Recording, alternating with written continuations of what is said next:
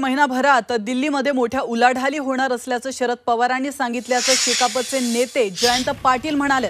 पंढरपूरमध्ये शेतकरी कामगार पक्षाचं अधिवेशन सुरू आहे आणि त्याला शरद पवार हजेरी लावणार होते। मात्र दिल्लीमध्ये महिनाभरात मोठ्या घडामोडी घडणार असून त्यासाठी दिल्लीमध्ये थांबावं लागत असल्याचं शरद पवारांनी फोनवरून सांगितल्याचं जयंत पाटील भाषणामध्ये म्हणाले। माननीय या देशाचे नेते माननीय पवार साहेब येणार होते। परवा त्यांनी मला फोन केला, दिल्लीमध्ये आहे महिन्यामध्ये मोठी उलाढाल होते, राजकीय उलाढाल होते आणि त्यामुळे मला थोडं माफ करा, मी येऊ शकत नाही।